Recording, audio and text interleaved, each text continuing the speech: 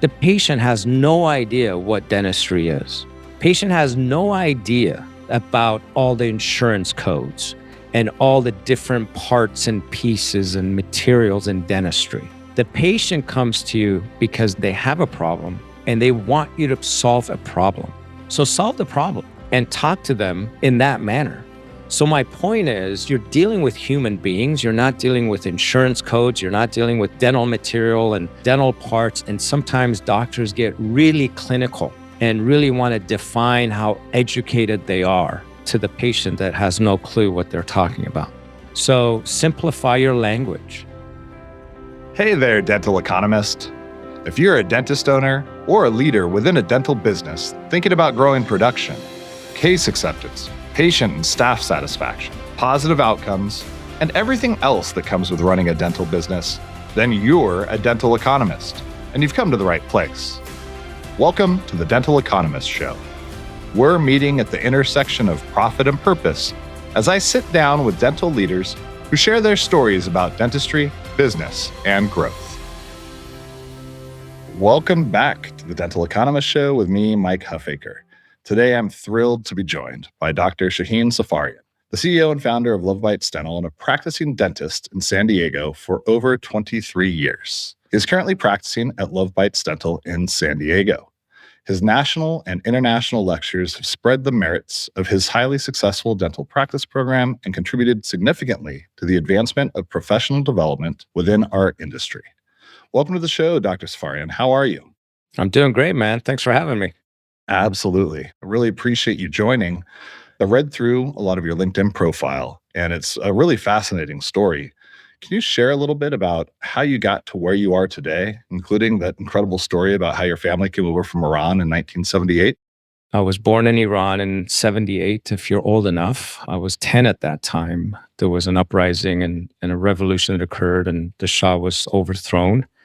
And in 1980, there was the Iran-Iraq war that started. And my dad was 46 years old. And when he decided that he wants to stay here in the US, we came on a 3-month vacation to visit family and friends. And here we are, 45 plus years later, still on vacation. But, it teaches you a lot of things. I think this society today is so entitled. And, I watch my dad work hundreds of hours a week, month after month, year after year. So this whole 40-hour concept for me is like kind of an interesting concept of how little you can work and get away with so much. But we can dive into that a little bit. But the point is I watched my dad go through a lot of hardship immigrating into the country. He's a medical doctor. He's a surgeon. So it took him a few years to become licensed in the US. A lot of the dentists right now that are international dentists cannot pass the exams to do dentistry here, cannot pass part 1, part 2 boards. So they're stuck becoming a dental hygienist or an assistant. But my dad persevered and pushed through. I was really proud of him. I mean, when I was that young as a teenager,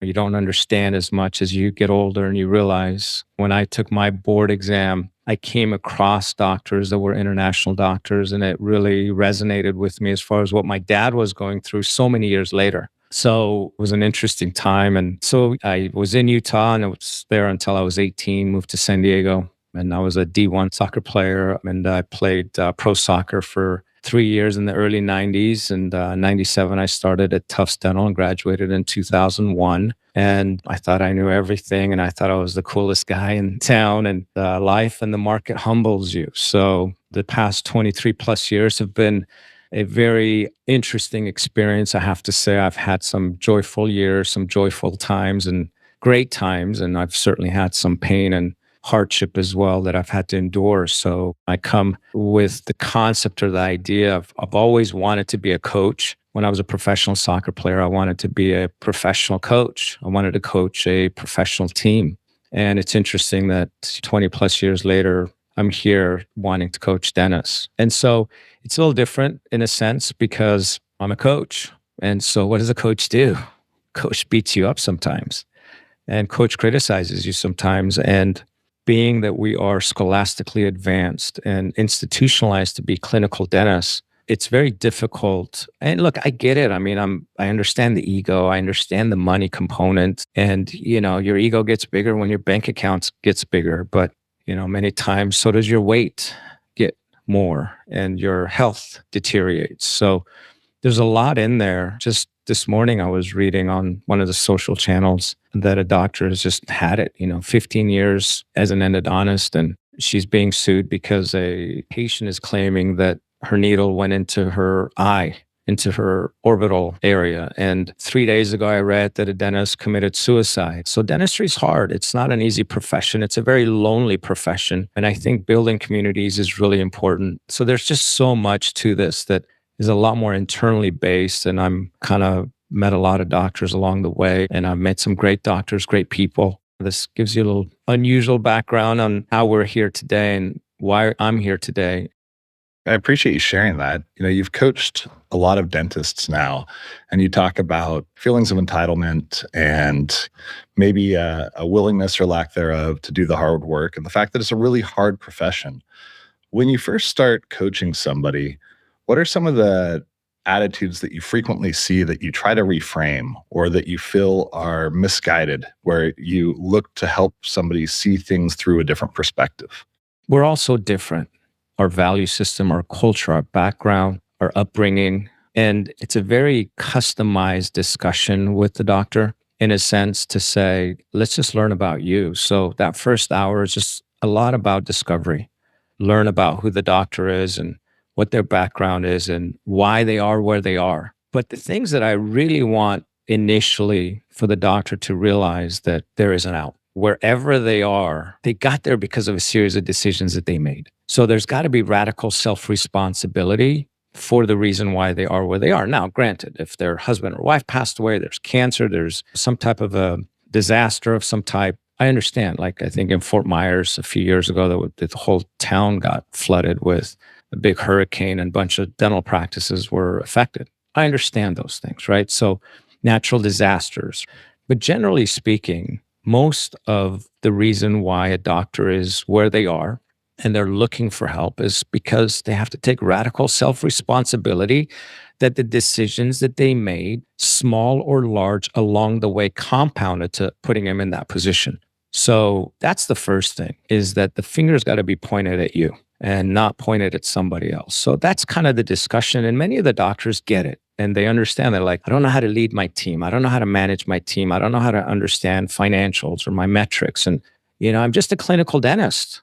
And I just realized that I need help in managing the other aspects. And that's okay. So that's initially a discovery call where we just learn a little bit about the doctor. And every doctor is going to be a little different. But the younger doctors have more ego. The doctors that have more money than others have more ego. And they're not always the doctors that are coming to you because they know it all and they got money. So what do I know? But I think the challenge with that is that even within those doctors, there's room for growth and room for improvement and advancement. And some of those doctors get it. So generally speaking, it's a little bit more of a reactive type of a discussion. The doctor comes and says, I'm tired of my hygienist. I'm tired of my office manager. I don't have any money and I'm stuck and, I don't know what to do. It's a reactive reaction to their situation. I need help. Help me get new patients. Help me get an HR, get my employees in order. So that's usually the initial conversation. And then we just kind of take it from there. I love what you said about taking a look at yourself and understanding the part that you play in something and taking accountability. It's something that we talk about a lot on my team. I'll have somebody that's frustrated with something. I'll say, hey, hold up a mirror. Like, what part did you play in this? Because this is not all outside of your control. When you're working with dentists, there's typically this concept that people get into dentistry because they want to do good. There's an altruistic component to it. And then when it comes to where profit meets purpose, that's where there becomes this challenge and people just really are not prepared to run a business efficiently and effectively. What are some of the biggest mistakes that you see? And what are some of the strategies that you really try to help your clients with to help them grow their business? They need clarity. They can't be a confused leader. They got to have clarity on what they want. And then the other thing that they have to understand is they have to enjoy the process. They can't expect an outcome without enjoying the process. Everybody wants the outcome. I want $1 million practice. I want a $3 million practice. I want a $5 million practice. But they don't want the process. There's a process to get there. You got to enjoy the process. If you don't enjoy the process, the outcome won't matter. You're talking about clarity and the outcome. Now, I'm relatively new to dental. So I joined Planet DDS almost 5 years ago, and it's still a learning experience every single day. One of the first things that somebody told me when I entered this industry is that many dentists want to work 4 days a week, hit the golf course, have a lifestyle brand.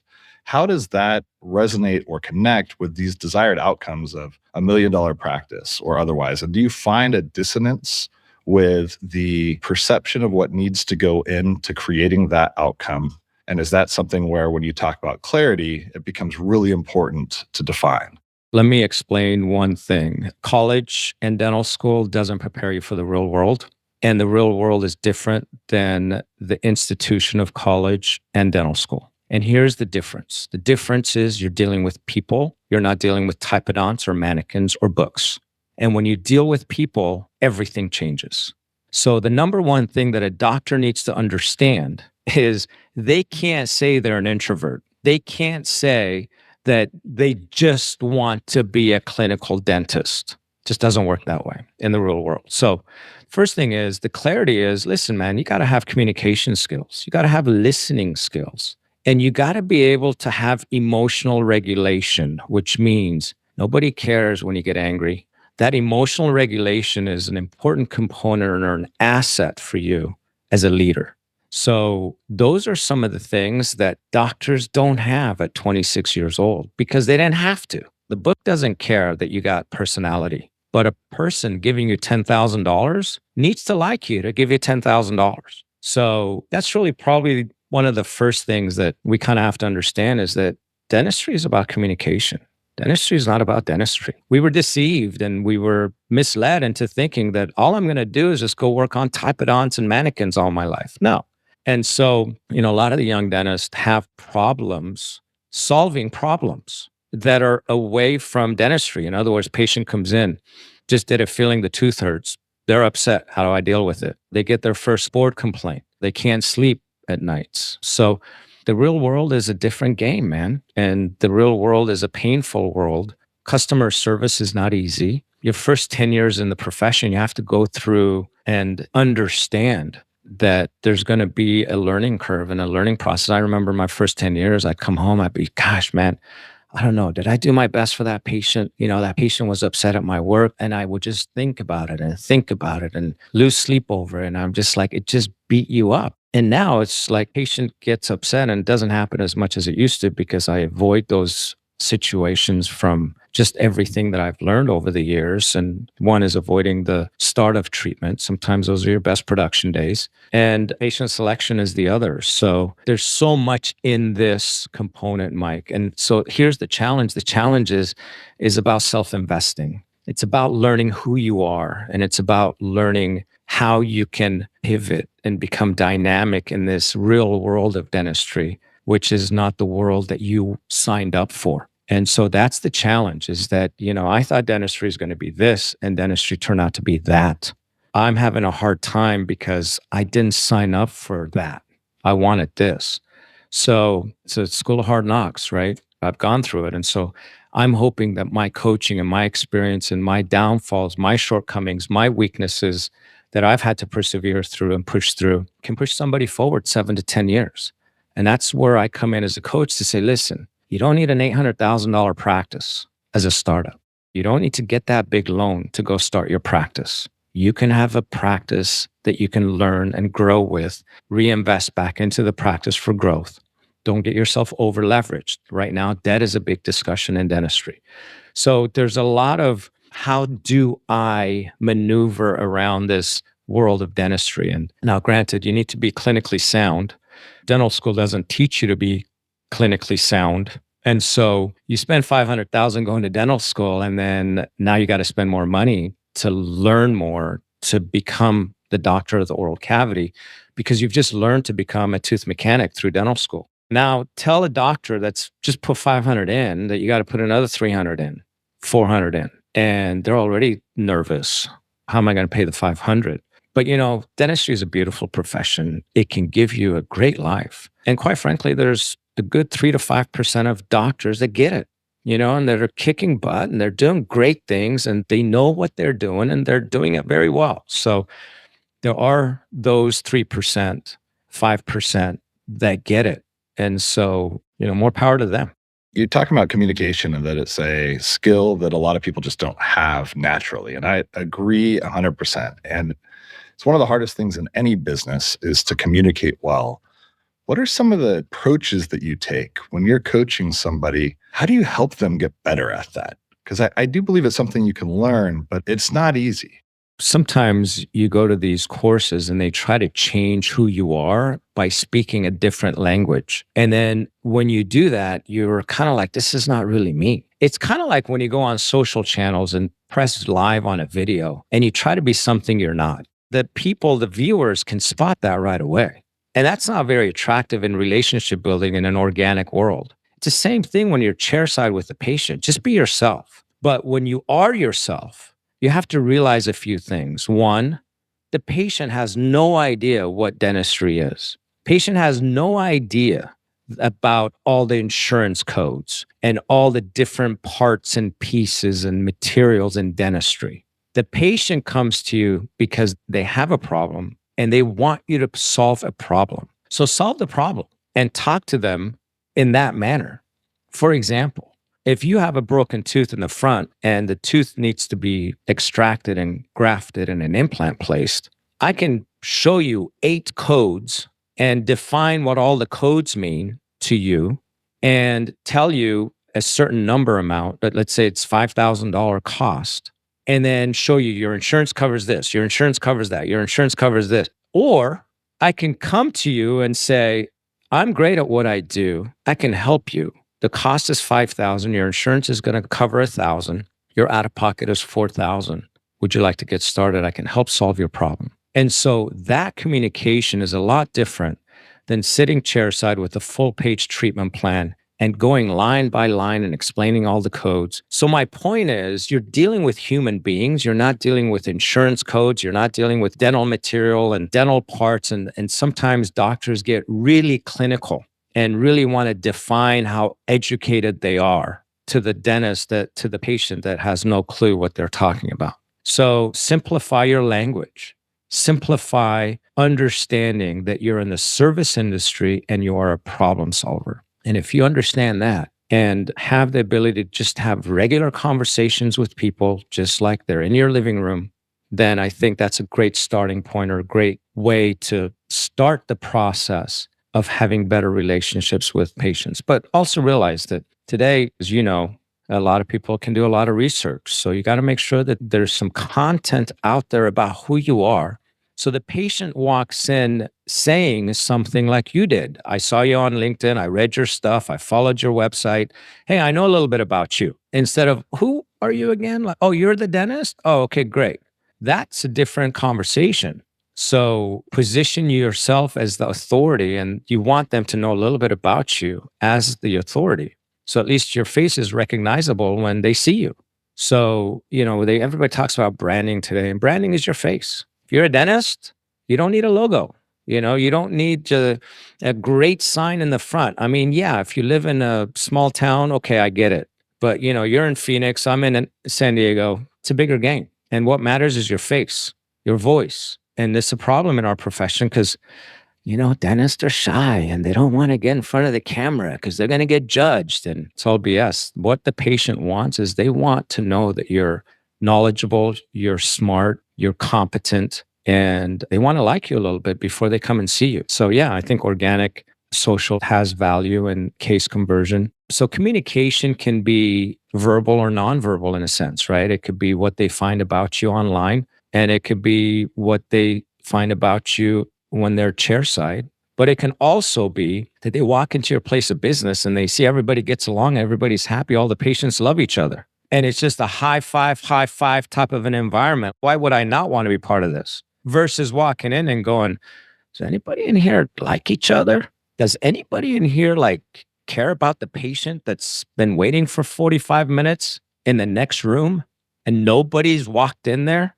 So people are very observant, and the business culture is a source of communication too. I mean, look, you judged me as soon as you saw me. You judged me as soon as you heard me, within seconds. And people do the same in your place of business.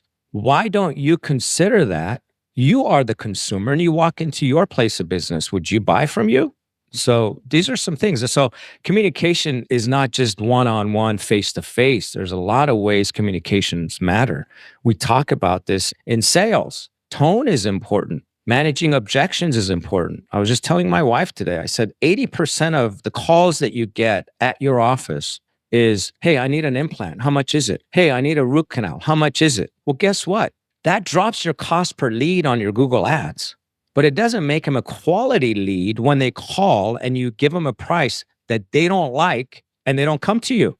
So what do you need to do? Just give your price in the landing page. So then when they call you, they know what the price is.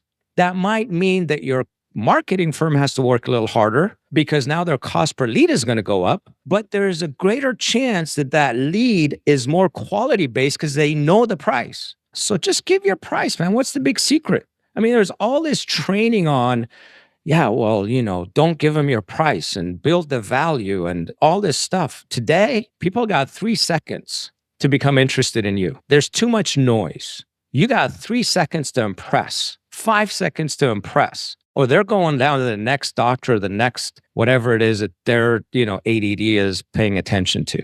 So give them the price right at the front.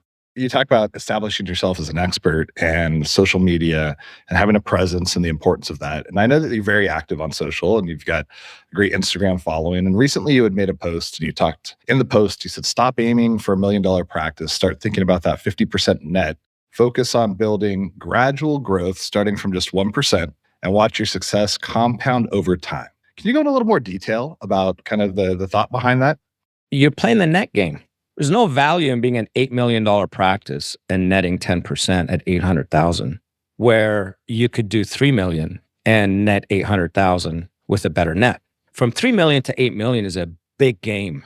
So what I'm trying to say is you don't want $1 million practice. You want a $400,000 plus net income. That's the game you want to play. Look, the reality in dentistry is nobody needs teeth. Nobody needs you. People walk around all the time. Look at all the all-on-X doctors. They're 40, 50 pounds overweight. The patient walks in, has no teeth, and they're 50 pounds overweight. You're like, wait a minute. You got no teeth and you're overweight. How does that work, right? So my point is that you don't need teeth to live. It certainly is going to improve your quality of life. It's going to give you more confidence. There's certain arguments there. But what I'm trying to say is most of dentistry in our world, which is the general dentist, not an oral surgeon, not an endodontist. As a general dentist, most of your work is elective dentistry. What does elective dentistry mean? They don't need the crown. They don't need the filling. They don't need the implant. They don't need the smile makeover. They don't need the clear aligners. They don't need it. So this medical necessity in our profession is overvalued because medically speaking, 98% of what we do is elective dentistry. So what does that mean? You're selling dentistry. That's what you're doing.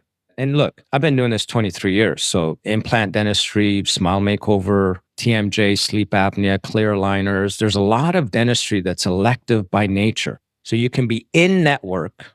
I had this discussion on fee for service, out of network, in network, elective dentistry. Here's the difference. Fee for service doesn't really exist. Doctors like to call themselves fee for service. They're actually out of network because if any communication that office has with insurance company makes them out of network.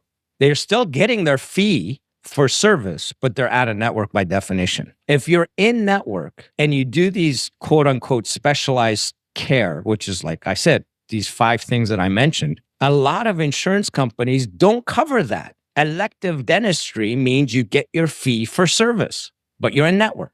So I believe your question was, how do you get them to the million? How do you get them to the 3 million? What you need to do is you need to build yourself a robust sales funnel. You can call it, since you're maybe getting all bent out of shape because I said sales and you're a clinical dentist, we can call it a case conversion funnel just so you can be happy. Whatever it is, 2 things are guaranteed. Phone's got to ring and somebody's got to say yes to you. That's what we do. So how do you get to 1 million? Get your phone to ring and get somebody to say yes to you. And that's through the sales funnel. But here's what happens. 100 people call your office, 30 of them you didn't even know that called your office or reached out to you via forms or chat or whatever. It's lost. Now you're down to 70. Your team sucks, so they don't engage with the lead. So now you're down to 45. You lost another 25. So now your 100 leads that you spent money on to get that phone to ring or get some kind of a call to action is down to 45. You lost 55% because your internal team sucks. But here's what happens. The doctor says the marketing team sucks. That's not the reality. The marketing team's job is lead gen. That's it. It's all they do. So now you're down to 45. Now you've engaged with 45 people. You got to get butts in the chair. Out of 45, you get 35% in. I don't know what the math is, but let's say 20 people. So you lost 80% from your lead gen to your new patient butt in the chair. We work on that. And then that 20, doctors don't know how to diagnose comprehensively. You know why? Because they're tooth mechanics. They're not doctors of the oral cavity. So your diagnosis sucks. So we work on that. Your treatment planning and case presentation is just what I said. You problem solve. You're not talking codes. Your patient walks in, you bring in 3 sheets of insurance codes. The patient's like, what's the final number? Like, I don't know what you're talking about here. What do I got to pay? So that's the process there. And then look, here's the thing. I mean, negotiation is part of it, the art of the deal. So you got to have negotiation skills and you got to have follow-up. And that's all part of the sales funnel. And so how do we go from 0 to 1 million to 3 million?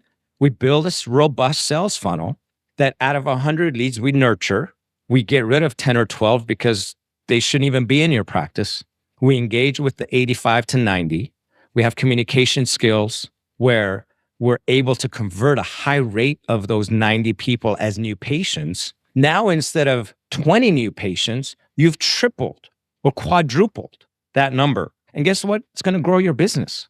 New patients, butts in the chair, warm butts in the chair. So if I can take that 100 leads from 20 new patients to 60 or 65 or 75 new patients, I'm giving that doctor a much better opportunity to grow their business. How are these conversations with dentists received? I ask because you're speaking my language. I run the revenue team for a software organization. We live, breathe, and die sales pipeline, funnels, conversion rates between each stages, how we can optimize the conversion between each one based off of better discovery, better sales enablement materials, better training, how we have those conversations. But it's not typically something that I hear folks in dental practices talk about in the same terms that you are today. Do I have the permission to coach you? I ask. Can I help teach you something that might be something you haven't heard before? You ask for permission because it's an ego thing, man. If I tell a doctor you suck, hey, thanks, bud. See ya. This doctor telling me I suck. I don't suck. I'm the best thing ever. You know, I'm a doctor. What is this guy talking about? I'm doing $1.5 million at 85% overhead. So it's ask for permission. I have to work on myself, right? So this concept of knowing everything and being exactly where you need to be and I'm at the top of my game shouldn't exist for anybody. So that's kind of the notion. That happens in that discovery discussion, right? It's kind of like, listen, I don't get into this discussion on our first call. On the first call is, listen, I'm a coach. So coaches, pat you on the butt when you're doing great things and beat you up when you're not. I'll tell you a story. When I made my first professional team as a soccer player, there were 3 All-Americans that made it, and it was me who made it as a walk-on. And I went through 6 months of training with this team, 4 months, maybe November to March, before the coach even talked to me. And it was one of the senior players on the team that came up to me after 4 months and said, hey, man, this coach likes you. Then what happened is there are 20 players that are selected. So they selected 16 old guys, right, from the old team, 3 All-Americans, and then me as the walk-on, the only walk-on. They took 13 players to travel. I made the 13 to travel on that team that first year as a rookie. So my very first game, I go on the field. Coach still hasn't really talked to me. I come off the bench on my first time, and it's indoor soccer because in the early 90s, MLS didn't exist. So the highest level was indoor soccer. So I go on, I don't even know what I did. I came back out because I was just all energy, came out on the bench and he starts going, like just going off on me. I didn't even know what I did because it was my first time on the field as a professional kind of thing. I come off and it's the first time he's talking to me. The point is a coach is a coach, man. And doctors need to understand who they're hiring. You want to hire a cookie cutter manual? Good luck to you, man. Go for it. Have a marketing guy or a sales guy or I don't know, somebody else come and teach you how to do this stuff. I'm giving you hard, real life stories of my pain. And so I feel like I'm in a good place, but I also get it because, again, we're kind of soft. I mean, the reality is most people are soft, but I don't come at them this hard. But listen, if I come to you and I say I can take you from 800 to 1.5 if you improve your sales funnel, you're going to listen to me because at the end, if I get you there, you'll be happy. Do you think it goes a little beyond just the ego also? It's kind of there's the notion that dentistry is an industry where you're looking to do good for people, right? Like you don't even call it revenue, it's called production. So the whole kind of sales word is thought of maybe as being almost like a dirty word. It's like you're just supposed to naturally and organically over time make money because you're doing something in a positive way for folks. Is there a need to kind of overcome that mindset, separate and apart just from the ego of like, I know everything, but to get comfortable with the fact that to run a good business, you have to be good at sales?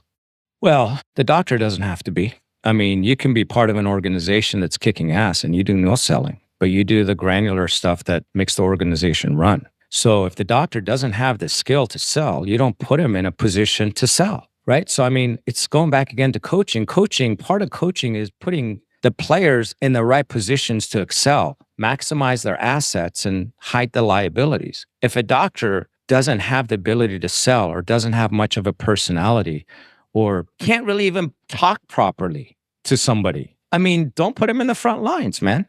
Bring somebody in that goes in the front lines.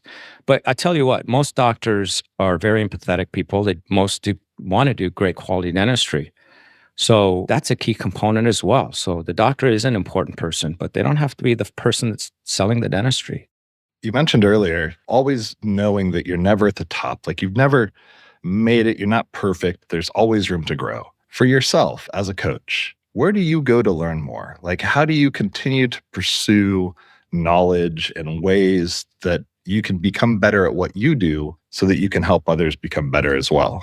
Yeah, no, that's a great question. Look, here's the thing. Put yourself in rooms that you're not the best. You're not the greatest. You don't have the most money and you don't know the most things. Put yourself in those rooms. So I try to put myself in those rooms. I try to put myself in rooms of people that have a lot more money than me, that have a lot more knowledge than me, that have a lot more public presence than me. And I learn from everybody. So I was the guy that 4 a.m. in the morning went for 6-mile runs. I was the guy that was at midnight playing while everybody's out partying, So I was the guy who ran the stadium 6 times, on the stairs. So I just push, man. I'm not, and I push because I love the process. And I failed at the process many times, but what do you do, man?